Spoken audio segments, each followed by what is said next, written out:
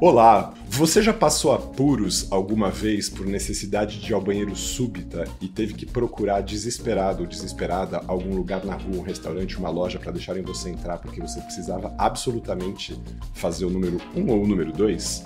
Pois é, isso é uma rotina comum nas pessoas neurodivergentes que têm uma sensibilidade diminuída para perceber a vontade de ir ao banheiro, mas ao mesmo tempo tem uma motilidade intestinal muito rápida. A gente já falou sobre isso em outros episódios aqui do Fractais, na síndrome de Ehlers-Danlos, e a gente vai agora receber um querido Ricardo Balsimelli, que é médico e vai conversar mais com a gente hoje sobre essas questões ligadas também à síndrome de Ehlers-Danlos, mas que estão relacionadas com o funcionamento do nosso intestino, com o funcionamento das nossas vísceras, vamos falar assim, e também outras questões médicas que acompanham muito frequentemente as neurodivergências, e notadamente as questões das alergias, as questões de pele. Bom, a gente está aqui com o Ricardo, que vai se apresentar, e a gente vai poder falar sobre as nossas histórias e ouvir dele muitas coisas interessantes. Muito bom dia, Ricardo, como você está? Tudo bom?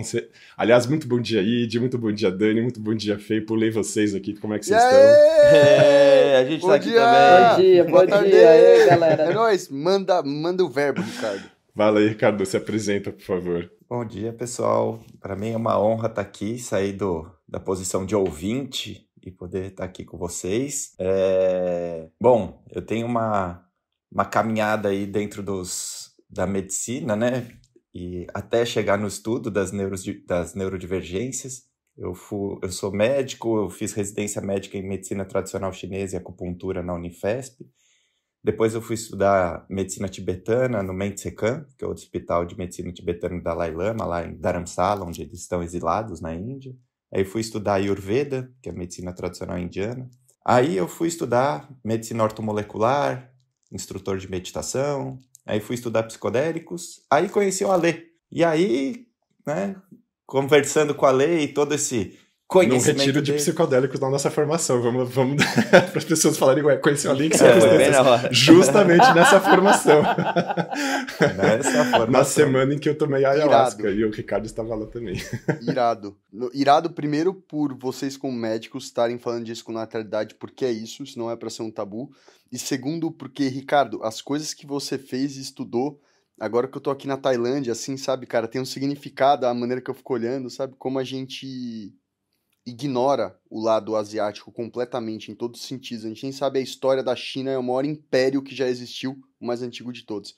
Enfim, nada a ver com o tema, mas tem a ver com o tema porque faz parte da nossa neurodivergência viajar. Então, segue aí. Eu quero fazer um episódio só eu com o Ricardo, que eu já amei tudo, entendeu? Eu fiz um tempo dieta ayurvédica também e estudei bastante não, né? Como dieta e como fazia yoga também nessa época bem assiduamente, e tenho maior interesse em tudo que você vai ouvir, quero te ouvir também. Seja bem-vindo ao Fractais. Obrigado, Dani, valeu.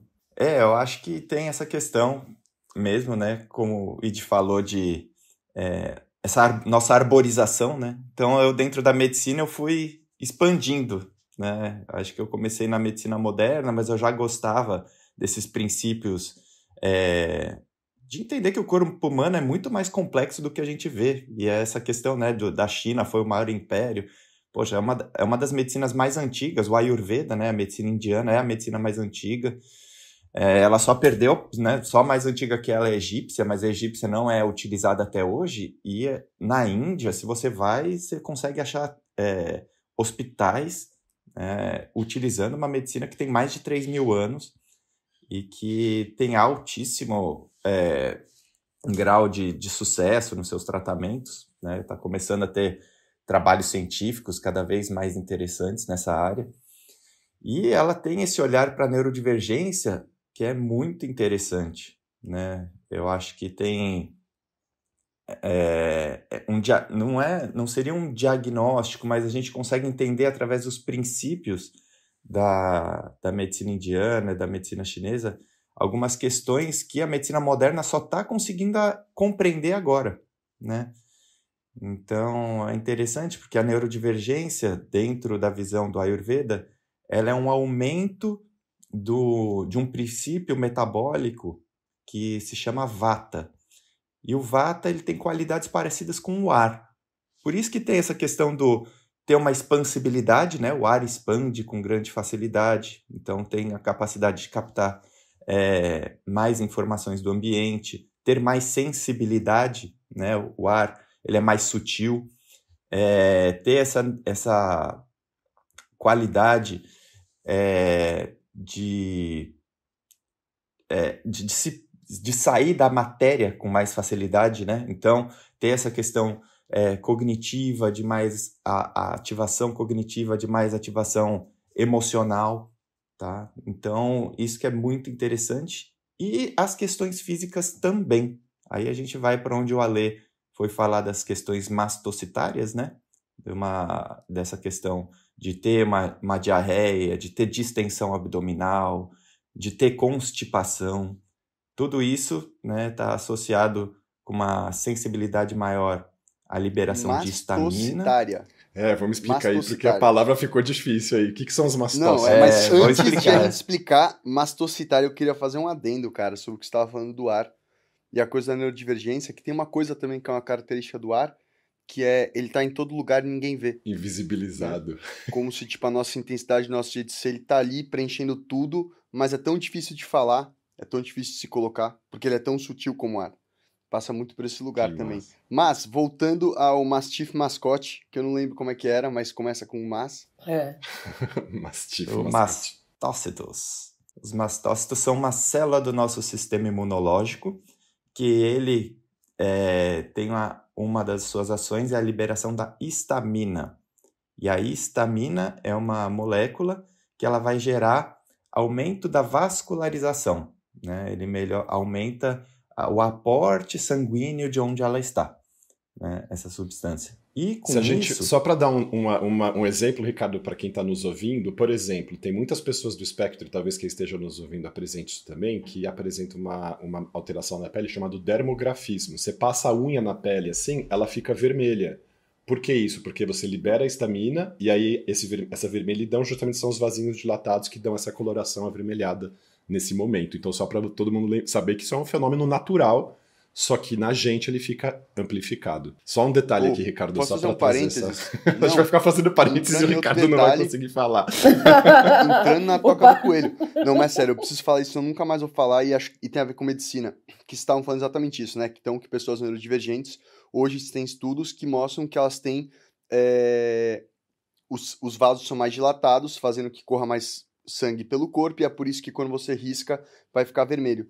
Isso é interessante quando eu penso no mergulho, que a doença descompressiva, né, que é quando a gente acumula nitrogênio no sistema, sob pressão, quando a gente sobe os gases se expandem, e aí geram bolhas que podem ferrar a gente. E as coisas que fazem você ser mais suscetível à doença descompressiva é tudo que está afetando o seu sangue, que faz ele ficar menos eficiente.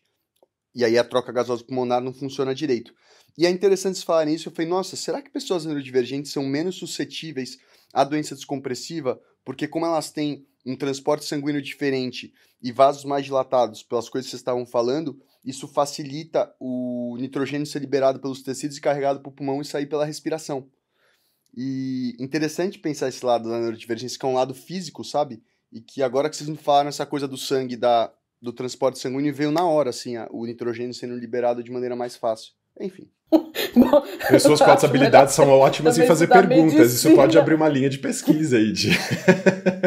Agora, saber se as pessoas neurodivergentes têm a vascularização mais eficaz, não sei se é verdade todo o tempo. A questão é a gente ter uma reação mastocitária mais intensa, uma liberação maior de histamina e uma dilatação mais evidente. Assim, acho que é isso também que o Ricardo estava querendo trazer. Agora, não sei se no geral o funcionamento do nosso sistema vascular faz com que ele seja o tempo inteiro dilatado, coisas nesse sentido, mas vamos lá, Ricardo. Acho que é um bom questionamento, porque essa questão da histamina ela é liberada sobre algumas circunstâncias, né? Então, por exemplo, a histamina é liberada no nariz quando você respira mofo e você tem rinite, né? Então, tem a obstrução nasal, né? Então, rinite, asma, está muito relacionado a essa liberação de histamina, que pode estar muito presente também, né, nos neurodivergentes.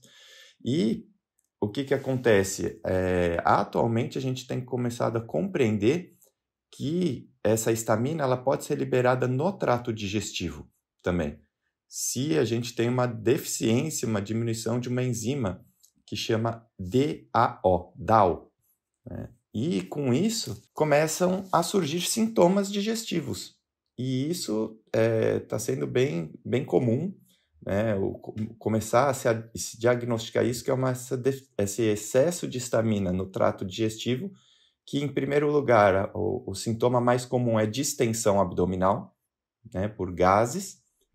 Então, hoje é muito comum o paciente chegar no consultório com alguma queixa, seja dor de cabeça, dor nas colunas, e quando a gente vai investigar os outros sintomas, a pessoa fala, nossa, eu como e a barriga fica super inchada. O outro, né, esse está acima de 90% das pessoas com essa deficiência, com esse excesso de histamina, né, no trato digestivo. O segundo ponto é ou ter diarreia, ou ter constipação, ou ter aquele empachamento depois de comer. Ficar com a barriga, com aquela sensação de peso no estômago depois de comer.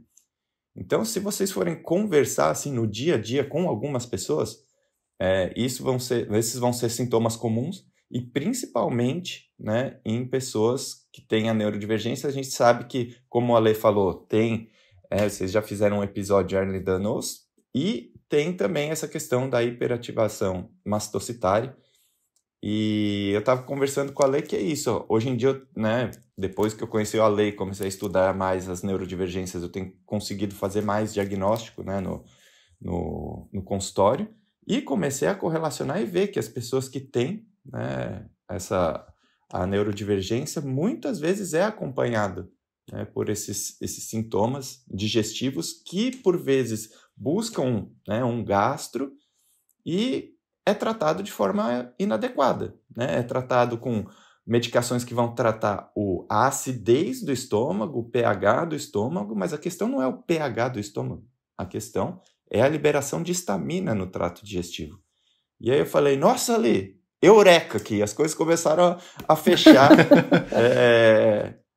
E, cara, a gente tem que... É isso, da mesma forma que a neurodivergência tem que ter um olhar e ser compreendido o funcionamento psíquico, emocional, as sensibilidades, acho que a gente tem que começar a olhar também para o nosso sistema digestivo, para a nossa questão do sistema imunológico, né? E daí o Ale falou, pronto, então, bora gravar um capítulo Fractais. Falei, então vamos. Eu ia fazer um comentário que é bem legal da fala do Ricardo, que ele, como médico, e um médico generalista, né, um médico integrativo, que tem essa visão da Ayurveda, que tem a visão da medicina tradicional chinesa, ele está atento agora a partir de uma queixa, por exemplo, como essa, a pessoa está com uma queixa intestinal, fala assim, nossa, será que eu consigo juntar essa informação com outras informações do comportamento e também pensar no diagnóstico da neurodivergência? Como ele mesmo falou, ele também está fazendo o diagnóstico de neurodivergência no consultório dele. Ou seja, isso não é uma função específica só de psiquiatras e neurologistas.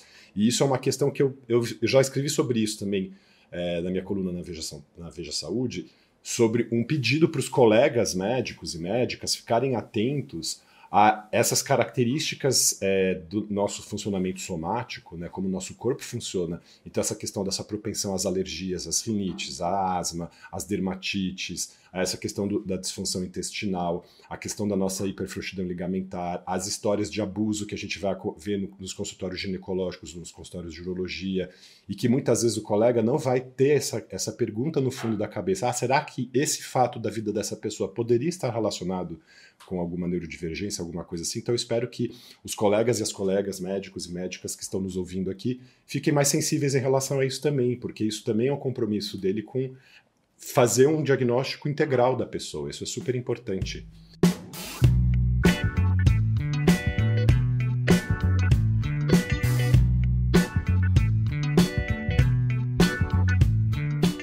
Sim, eu vou fazer um comentário sobre isso, Fê, e aí a gente muda do assunto. Que é exatamente isso. Eu sinto que outras áreas da medicina, principalmente as que são muito focadas em partes do corpo, como o gastro, por exemplo, tem muita dificuldade de retornar para a mente. E muita dificuldade de assumir que a mente tem influência sobre essas partes. E é óbvio que ela vai ter. E aí, naturalmente, se você tem uma pessoa neurodivergente que faz conexões entre a mente que é diferente da média, as reações no corpo vão ser diferentes também. Porque a mente vai ter um impacto no corpo, a intensidade emocional vai ter um impacto em todos os sentidos. E é muito triste mesmo ver que a medicina, em muitas áreas, tem essa coisa de, tipo, negar a parte do corpo, né? Não, porque nós estamos falando aqui de fisiologia, uma coisa extremamente técnica, porque não existe emoção na biologia e na maneira como as coisas estão acontecendo no corpo. Mas a verdade é que, aí falem vocês médicos, tá? Mas eu acho que tem. Eu realmente sinto em mim que quando eu tô mal emocionalmente, meu corpo impacta muito, assim. E cada vez mais isso vem ficando claro pra mim, sabe? E é um processo muito difícil, porque muitas vezes vem esse meu lado, desse falso cientista, né? Que olha e fala, para de ser emocional, para de viajar. É claro que isso é algo muito mais simples e por aí vai. Meu comentário é exatamente sobre isso, na verdade. Eu tinha dois, mas esse é um principal. Eu acho que, tipo, fora todos os lados técnicos pra mim, o cocô ir no banheiro, o termo que a gente queira usar, pra mim é um símbolo muito claro de estresse. Se eu tô com mais vontade ou necessidade de ir no banheiro, provavelmente eu estou passando por um momento estressante na vida. Assim, esse é um simbolismo muito claro pra mim, essa correlação entre uma coisa e outra, tá? E aí pode gerar diarreia, não gerar diarreia, mas para mim, tipo, o meu sistema fisiológico e o estresse é muito conectado. Então eu queria puxar esse assunto. Outro assunto para botar depois, pra mim é tipo nosso vínculo com o cocô em geral. Ele é, tipo assim, não sei se esse é o tema desse episódio geral, que eu tô adorando a parte mais Escatológica. mas essa questão. Mas é a questão escatológica, desde criança, tipo, o vínculo com isso. Tipo, eu brinco com meus amigos do futebol, basicamente todo mundo, tipo, usa o banheiro, tipo, pra fugir de uma situação, tipo, sei lá, jogar joguinho de celular, ou tipo, aí as mulheres ficam só zoando que os homens ficam 20 minutos no banheiro, mas na verdade a gente não tá, tipo, no banheiro, a gente só tá lá. Tem várias dessas questões do nosso, aí é homem, mulher, neurodivergente, qualquer que seja, em relação a isso. Mas aí eu queria entender, a pergunta, basicamente a primeira pergunta, é sobre o lado fisiológico da flora baseado no lado psicológico, né? Tipo, se isso é uma questão normal, se isso é uma questão mais pessoal, minha ou de algumas pessoas, como funciona esse tipo de coisa, com esses sinais. Você falou da flora, Felipe, foi isso que eu ouvi? Não, tipo, vontade no banheiro, basicamente. Tipo, não flora no Ah, conceito. tá. Não é que eu entendi isso e tal. Eu ia aproveitar então, Ricardo, se você for responder essa pergunta, já falar também pra gente sobre isso, assim, em que medida isso impacta a composição da nossa flora intestinal, e como a gente pode também regular isso, e que orientações gerais, assim, né? Acho que não vai dar pra gente fazer uma orientação muito específica, acho que é também porque a orientação específica é para caso a caso, assim. Mas em relação à dieta, o que pode ajudar e colaborar para o melhor funcionamento intestinal, já que a gente tem essa sensibilidade, e que quero ver da fala de uma dieta para as pessoas com esse princípio Vata aumentado. Eu tô com medo dessa resposta. Porque minha alimentação Vai te restringir um monte de coisa aí de... Vai, depois eu vou falar, vou abrir uma exceção para falar sobre cocô, porque como vocês ouvintes podem perceber, só os meninos estão falando nesse episódio, não à toa, mas depois que o Ricardo falar, eu vou fazer uma pergunta para ele também. Pode crer, Dani. Total, faz muito sentido. Então vamos lá, gente. Essa relação do sistema nervoso e do processo psíquico e intestino é muito...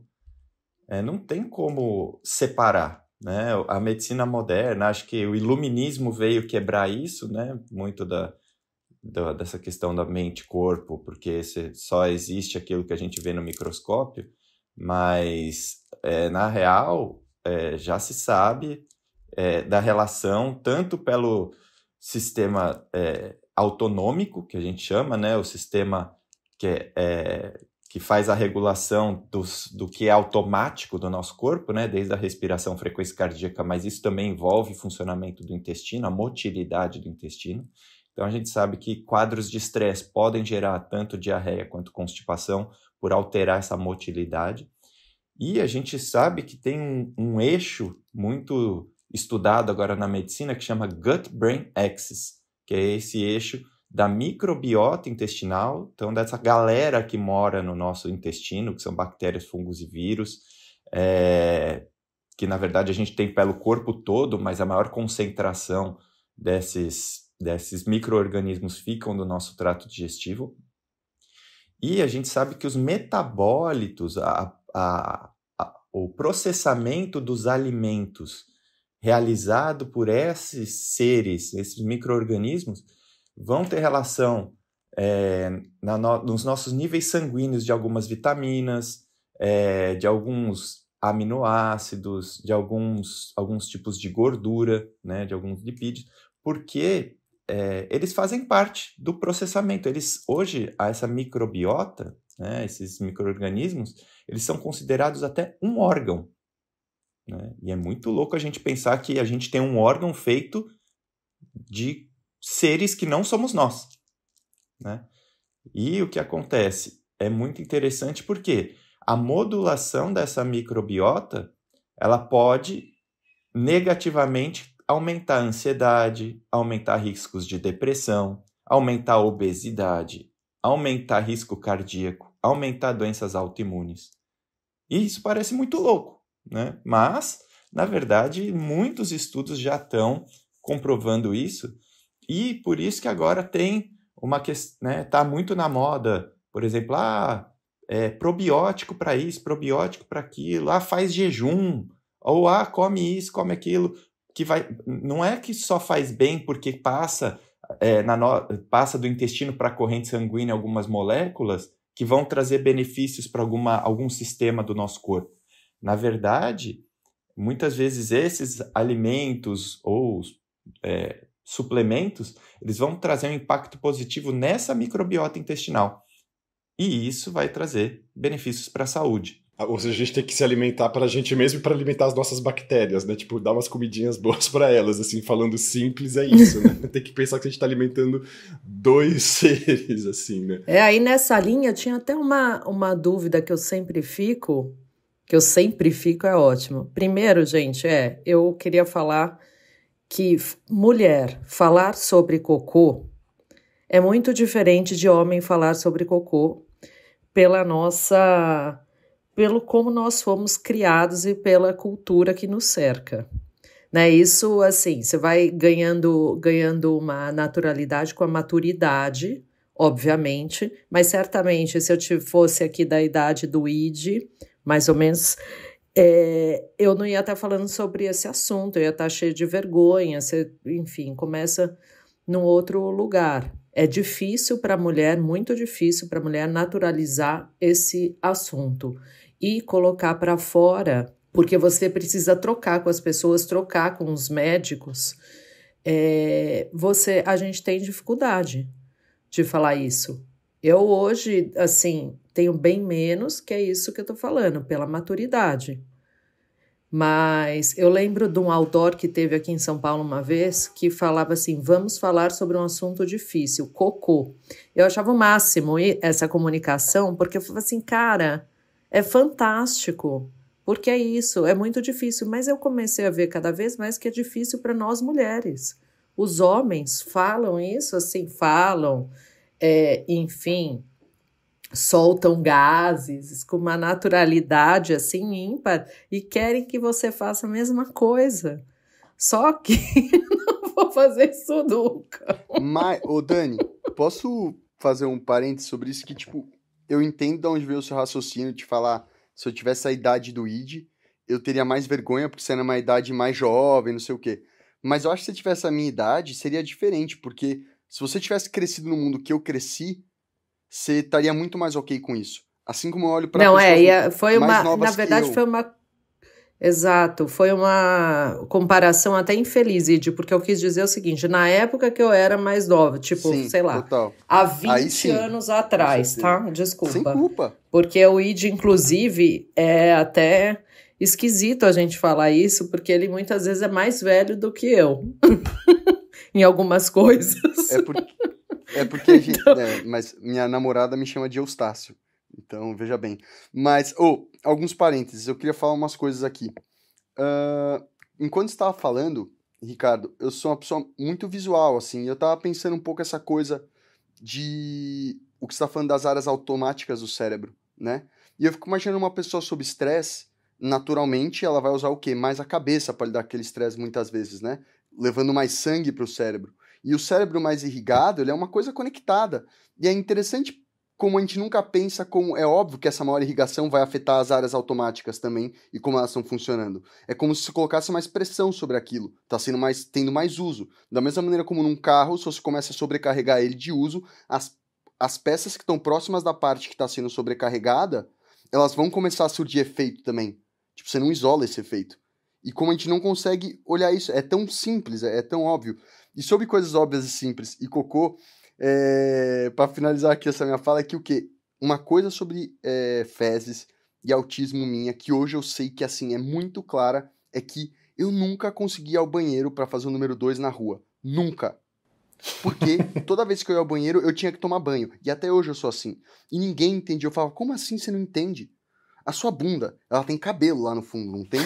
Se um pássaro fizesse cocô na sua cabeça, você ia limpar com papel ou você ia limpar com água? É simples assim, amigão. Isso não é nada higiênico. E ninguém entendia, todo mundo ficava tipo, nossa, lá. Eu falei, cara, é tão óbvio, é tão anti-higiênico. Você tá literalmente limpando pelo com fezes, com papel. Só espalhando com Nunca papel, vai né? ficar limpo. Exato. Enfim. Mas só para fazer um É comentário bom que o sobre Ricardo isso. vai trazer visão indiana também sobre isso, né, Ricardo? Exatamente. Mas sobre o que você falou, tem um aspecto do nosso automatismo fisiológico, né? Como o Ricardo apontou, o batimento do nosso coração, o funcionamento do nosso intestino, a nossa respiração. Vamos pensar nessas 3 coisas mais básicas que a gente pode controlar, que é justamente a respiração. E aí, como você falou disso, né? A irrigação do cérebro nessas situações de estresse, isso. Tendo o controle da sua respiração, você consegue diminuir e modular essas reações afetivas de ansiedade e tal, e é isso que se busca numa meditação, por exemplo. É você regular o seu ritmo, prestar atenção nele, oxigenar os tecidos de maneira mais uniforme, e aí você consegue aplacar essa ansiedade gerada, por exemplo. Então, a gente tem acesso a pelo menos um mecanismo automático nosso, que é a respiração, e é a partir daí que a gente consegue se regular também. Ricardo, passou a bola para você. E é por isso que eu mergulho. Então, se alguém aqui está ouvindo esse episódio e pensa em mergulhar, vá mergulhar, porque mergulho é simplesmente tudo sobre respiração. Sem controlar a sua respiração, promover o seu corpo na coluna de água. A vida toda. E é irado, né? por isso que você acalma tanto. É tudo sobre respirar, no fim das contas. Fala, Ricardo. Não, e acho muito interessante porque é isso. Ainda um pouco tabu, né? Falar sobre intestino, falar sobre fezes, mas, gente, hoje não dá para ter saúde física nem mental se o trato digestivo não está bem equilibrado, né? Hoje em dia, as pessoas, tem alguns estudos mostrando transplante de fezes para obesidade, transplante de fezes para depressão, né? E isso acaba sendo muito maluco, porque você fala assim, nossa, pega as fezes de uma pessoa saudável e implanta no intestino de uma pessoa doente para tentar trazer saúde para essa pessoa doente. Por quê? Porque você vai trocar essa microbiota, né? Você vai levar essa microbiota de um ser saudável para um ser doente. E, gente, é isso, a gente tem que falar. Ou eles fazem implante via colonoscopia, ou tem alguns casos que eles estão fazendo cápsulas mesmo. Cápsulas, com fezes. E tem doenças intestinais graves, infecções graves de bactérias anaeróbias, assim, por Clostridium, né? Clostridium difficile, se eu não me engano, né, Ricardo? Que você trata com doação de fezes para você competir com essas bactérias nocivas, com bactérias mais amigas e que vão ganhando a guerra ali, ocupando o espaço do intestino e trocando, porque os antibióticos não dão conta, assim. E tem bactérias, que produzem serotonina. Tô com 2 na cabeça aqui, Bifidobacterium longo e Lactobacillus helvéticos, assim. São bactérias que produzem serotonina, ou seja, elas têm um efeito antidepressivo natural. Em alguns probióticos que a gente... Amigos do Elvis. Sim, alguns pacientes meus tomam e é super legal, assim, dá uma regulada bacana.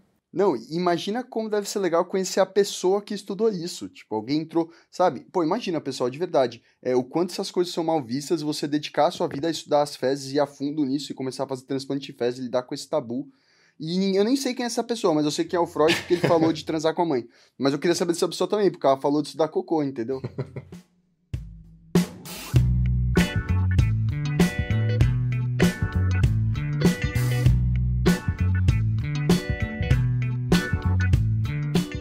E é interessante que esses estudos, tudo bem, tem essa linha moderna, mas isso já é falado há milhares de anos atrás.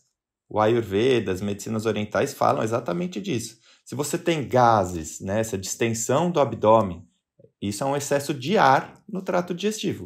Se gera um aumento de ar no trato digestivo, aumenta o ar, né, esse vata que eu falei para vocês, esse humor, no corpo como um todo, e isso piora os sintomas de déficit de atenção, de regulação emocional, piora a qualidade do sono, o sono fica mais leve. Então, essa correlação do corpo e da mente com o corpo já é estudada, né? E só a medicina moderna está comprovando agora, na verdade, o que as medicinas orientais já falavam há milhares de anos atrás. Então, a questão do trato digestivo, que a medicina moderna achava que é um tubo que liga a boca ao ânus, onde passa a comida, metaboliza, absorve e pronto. O trato digestivo é só isso. Mas não, na verdade, existem várias reações que ocorrem com esses milhões de micro-organismos que vivem lá dentro e que tudo isso sofre reação do processo emocional, do que você come, se você faz jejum, se você come alimentos cozidos, se você come alimentos crus, que tipos de alimento você come. E tudo isso, né, vai gerar impacto tanto na saúde do trato digestivo como no corpo como um todo, né, todos os sistemas. E quais são os alimentos, Ricardo? Assim, grosso modo, eu sei que é específico e tal, não sei também se as junções deles acabam gerando combinações que também têm que ser observadas, mas para esse perfil Vata, assim, quais são os alimentos que mais propiciam, né, esse aumento da produção desse ar e quais melhoram isso? Linhas gerais, assim, para a gente ter uma ideia e tal. Nesse processo de fermentação, Ale, tem os alimentos que são conhecidos como FODMAP. FODMAP são as iniciais das moléculas que são mais fermentativas. Então, é frutose, oligosacarose, né, os disacarídeos. E dentro desse espectro, né, desses alimentos que causam esse processo fermentativo, a gente tem, né, o repolho, os feijões. São coisas básicas que todo mundo fala assim, se comer mais disso aqui vai dar gases. Clássico. Então, os laticínios, principalmente para quem tem intolerância à lactose, o glúten, né? E são questões básicas. Você fala e a pessoa fala, nossa, é verdade, quando eu como isso eu tenho mais gases. E aí você vai aprofundando, né, a autopercepção da pessoa e aí ela vai percebendo, poxa, é verdade, quando eu como mais dias desses alimentos, eu fermento mais, meu intestino ou prende ou solta, meu sono piora, meu emocional piora, e ela consegue fazer toda essa correlação, né? Então, hoje, o que a gente fala é seguir, principalmente as pessoas que têm mais esse quadro de extensão abdominal e tudo mais, é seguir essa tabela de FODMAP, que você consegue encontrar, no meu site tem, se você pesquisar não é algo difícil, mas que é muito importante para você conseguir diminuir, né, essa formação de gases, que é um primeiro ponto para ter como efeito em cadeia, efeito dominó, assim, você vai acabar melhorando em vários aspectos da saúde, né? Outras coisas ajudam também a diminuir a fermentação, por exemplo, os alimentos cozidos fermentam menos do que os alimentos crus, o uso de especiarias, né, que a gente foi enganado na escola, quando os professores de história falavam os portugueses iam para as Índias buscar especiarias, como se fosse assim, tempero de comida. Na verdade, os portugueses iam para a Índia buscar remédio, né? Não tinha medicina na Europa desenvolvida como tinha na Ásia e no Oriente Médio. Então, na verdade, cúrcuma, gengibre, pimenta do reino, né? Todos esses temperos que que a culinária indiana usa muito, na verdade, eles são medicamentos, né? Hoje a gente sabe também alguns tipos de suplemento, né? Mas que daí tem que ser muito bem acompanhado com os exames sanguíneos, né? De vitamina D, zinco, vitamina A, também melhoram essa questão intestinal. Então, acho que são pontos que a gente tem que olhar, né? Tanto da qualidade do alimento, quanto da forma com que ele é preparado, quanto os temperos usados. Então, tem pessoas que fermentam muito, por exemplo, com alho e cebola, que no Brasil é o basicão do tempero, né? E que muitas vezes algumas pessoas falam, nossa, eu fermento muito com alho. Putz, você vai ter que diminuir por um tempo. Então as pessoas acham que também isso acaba sendo um processo de ter que parar para sempre. Nossa, eu nunca mais vou ter que comer? Não, na verdade é essa regulação da microbiota, né? Você às vezes corta por um período esse alimento que mais te fermenta e você vai reintroduzindo aos poucos até um momento que muitas vezes você consegue digerir bem e não fermentar com esse determinado alimento. Maravilha. Ricardo, você falou... As agendas já estão abertas, né? Eu ia falar justamente para ele falar do site dele, de como a gente pode encontrar. A agenda já está aberta. O pessoal já vai sair marcando aqui, agendando já, Ricardo. Mas passa pra gente como as pessoas podem te encontrar. Eu primeiro, tá? Eu primeiro. Com certeza. O site acho que dá para vocês colocarem também, né, na descrição. www.ricardobalsimelli.com.br. E onde eu mais coloco informações, né, é lá no Instagram, que é dr.ricardobalsimelli. E Balsimelli com Bal, com L e LLI, né? 2 L's para o pessoal se ligar aí, só para que a galera tá ouvindo, né? Mas a gente vai deixar na descrição também. E queria aproveitar aqui para falar uma coisa que eu venho fazendo muito, que meio que eu percebi que pessoas autistas e neurodivergentes até de outros lugares se ligam muito em pequenas pistas que você vai deixando. Então, por exemplo, nome de site, todas as enquetes do podcast, sempre tô colocando tipo uns erros gramatical no meio, umas coisas assim, para meio que provocar as pessoas, que eu sei que quem percebe isso é diferente. E falando de gente então de propósito, Ricardo, eu queria te fazer uma última pergunta. Eu acho. Com certeza. Agora sim. Não, mas aí você quer me matar, né? Não é de propósito. Na verdade, brincando de propósito, não é. Alheio, eu sei que eu tô errando, que eu tô escrevendo. É uma pessoa de comunicação. Não é. É que meu computador, teclado é em tailandês, entendeu? Não tem vários acentos. Então, eu não vou ficar procurando palavra no Google pra ficar copiando e colando cada palavra, sabe? Não tenho... Enfim. Brincadeiras à parte, eu queria que as pessoas que ouvem a gente soubessem que eu faço isso de propósito, pelo menos nas enquetes. Enfim, eu queria te perguntar uma última coisa, Ricardo, que é o seguinte... Pelo menos agora eu tenho uma desculpa. Eu falo, o Id faz... Tem o teclado tailandês no computador dele, fala aí. Exato. Mas eu queria fazer uma última pergunta, que é... Uma das coisas pra mim que aponta muito neurodivergência em alguém, que faz eu suspeitar de algo, mesmo sem ser médio, mas uma intuição é o quê? Quando eu ouço a pessoa falar das coisas e eu fico muito apegado ao como aquela pessoa está falando. O nível de detalhe, o nível como ela se recorda daquilo e como ela consegue descrever. Você já sentiu dentro do seu consultório um indício que aquela pessoa podia estar dentro de alguma neurodivergência pela maneira que essa pessoa descrevia as questões estomacais dela, no caso, ou seja, o quanto ela aprofundava, o quanto ela se mostrava ser consciente do próprio corpo, como ela lembrava das datas e de como aquilo escalou. Porque eu sempre senti essa diferença muito forte em mim quando eu ia em médico.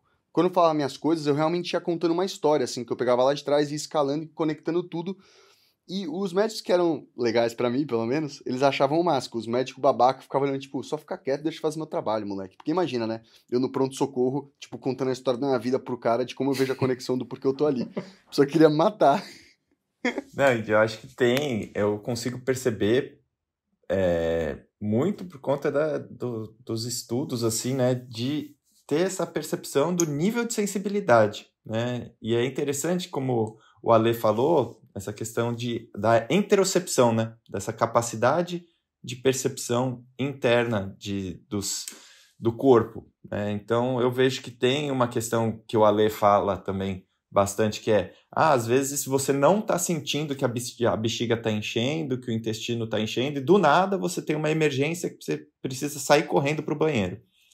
Por outro lado, também tem a questão de que você pode ter uma sensação muito apurada do seu corpo, né? Então, ter a percepção profunda assim, de dor, da sensação do batimento cardíaco, da movimentação do intestino,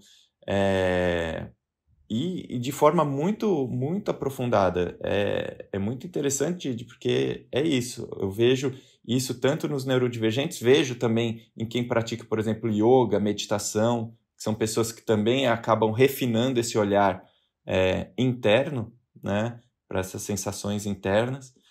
Então, eu já consigo ter essa percepção no consultório, sim. Principalmente nisso, né? Neurodivergência e praticantes de yoga e meditação. Eu queria só para a gente terminar, só fazer uma coisa de resumo mesmo, até para os nossos... A gente falou de vários temas gerais, mas a gente falou tipo do efeito da alimentação, algumas atividades assim. Eu acho que para o nosso consumidor ouvinte, consumidor é ótimo. Nosso ouvinte entender mais o link, eu queria só que nossos convidados fizessem um resuminho assim para quem é neurodivergente e o que são as partes que chamam a atenção, quais são os grandes diferenciais, mas numa versão resumida mesmo. Pra pessoa São os Não, mastócitos. cara, entender que a gente falou. é a roda, o negócio rodou, já era. A pessoa que tá ouvindo pode pegar, voltar e ouvir o episódio de novo. Simples assim. Pô, quer entrar Não, no e a gente nosso acabou mundo, nem entra de abordando cabeça, tantas rapaz, questões não da tem pele que resumo, não. também tem a ver com liberação. Ah, desculpa, Edi, você tava aí. Fala aí, desculpa, entrou minha voz. A gente tem que trazer convidado o Dr. Ricardo novamente. Então. Com certeza. E até brincando com o que você falou, foi uma questão estética mesmo, no sentido de que, pô, eu não preciso de resumo, sabe? Se quem a gente tá ouvindo, com certeza deve entender o que é a intensidade de uma conversa, como a gente viaja, então volte o episódio para o começo e ouça de novo. Sim, resumo quem faz é inteligência artificial, exato. Resumo é pra isso, tá? O nosso trabalho hoje aqui é Ou bota no brisar. chat GPT e pede um resumo. Não, mas é uma mensagem final do Parei. Ricardo, um arremate aí, vamos lá, vai. Então, tentando misturar os dois, tanto o desejo do Felipe e do Id, a gente faz o seguinte. Cuidem da mente e do trato digestivo. Acho que são dois caminhos para você conseguir buscar um equilíbrio de todos os sistemas do seu corpo, né? Valorizem os sintomas digestivos. Então, assim, tá com gases? Não é só, toma um Loftal, toma um remédio ali para gases. Não, busque entender o que você está comendo, se observe, busque compreender que, assim, gases, um refluxozinho, um intestino um pouco preso, intestino um pouco solto, isso não é normal. A gente não pode normalizar um desequilíbrio de um sistema do nosso corpo, porque esse desequilíbrio pode gerar desequilíbrio em outras áreas do nosso sistema, né? Então, observe o funcionamento do seu corpo, né? Busque um especialista, às vezes, para te ajudar a entender melhor, porque dentro da medicina tem muito essa visão de que o médico vai lá, faz o exame e passa o remédio, mas não. O médico ele tem que passar as orientações para você se perceber melhor, para você compreender melhor o seu corpo, né? Isso, dentro das medicinas orientais, é muito claro, né? E você se observando melhor, compreendendo melhor como o seu corpo funciona, você vai ter, né, hábitos e atitudes que vão promover mais saúde. E você promovendo saúde física, você vai gerar saúde mental. E gerando saúde mental, você vai gerar mais saúde física. Então, esse equilíbrio é muito, muito importante. Bom, quanto tempo demora para reiniciar o corpo, hein, doutor Ricardo? Dá um reset. Tem vários Formatar. tipos de tratamento. Tem alguns que ajudam a formatar mais rápido. Tem outros que é mais devagarzinho.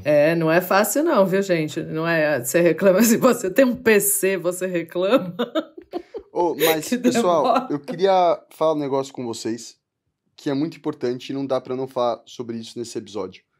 E eu vou fazer uma introdução e eu decidi que eu vou falar sobre isso, e não é porque eu quero confete, tipo, fala, mas eu vou fazer essa introdução que é o quê? A gente começou o episódio falando sobre a dificuldade de, tipo, conter cocô e tal, né? E como a gente pode se envolver intensamente em certas coisas e esquecer isso. E eu vivi uma parada, assim, muito intensa quando eu tinha 18 anos.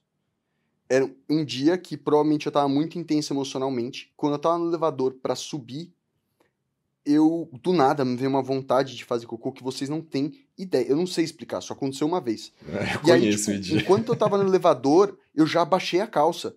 E aí, no elevador de serviço, eu entrei, eu já abri a porta, e no que eu tava correndo com a calça abaixada, era tanto que eu fiz cocô no chão da cozinha. E depois eu fui limpar. E isso já aconteceu comigo, tá? Então eu resolvi falar, eu tava com muita vergonha, porque eu sei que é ridículo, e eu não queria Não, ficar eu já Ah, fiz não, xixi mas no era meio elevador besta. também nessa Fisiológico. questão de desespero pra chegar em casa logo e não conseguir. A gente tem uma dificuldade de perceber essas. A gente não consegue sentir o crescendo. A gente não tá sentindo nada, de repente vem a urgência. E como tem isso, às vezes você pode estar com o intestino muito enfesado, com muitos gases, aquilo faz uma pressão enorme e você não consegue conter, simples assim, não tem que ter vergonha nenhuma. E várias pessoas neurodivergentes vivem essas histórias e escondem isso, porque parece meio constrangedor você não saber controlar, entre aspas, o seu esfíncter. Você fala assim, cara, como assim você não controla?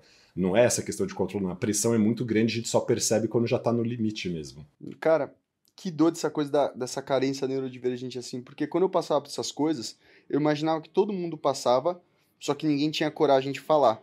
E hoje eu tô vendo que não, na verdade. A média das pessoas não passa por isso que eu passei, talvez só as pessoas neurodivergentes passem, né? Mas como o diagnóstico de autismo vem um pouco nesse suprir um pouco do lugar dessa carência, em que antes do diagnóstico, eu sempre achava que as pessoas eram que nem eu, só que elas não falavam, sabe? Que todo mundo já tinha feito cocô na calça, todo mundo já tinha passado por aquilo, e agora eu tô vendo que, na verdade, elas não são que nem eu, que elas não passaram por isso, mas que vocês, talvez, tenham passado mais por isso. Com a média, talvez a gente nunca vá saber, porque a gente não tem coragem de falar disso. Mas, Edi, é uma ótima questão que você está trazendo também, só para encerrar minha fala hoje. Eu atendo muitas famílias também que trazem crianças, né, com um histórico que não tem ainda o diagnóstico de altas habilidades, por exemplo. O pai e a mãe trazem essa questão, meu filho está se sujando, como se isso fosse sinal de, na verdade, uma incompetência neurológica, assim, tipo, a criança não está controlando o esfíncter, então isso aqui é sinal de alguma deficiência intelectual, coisa nesse sentido.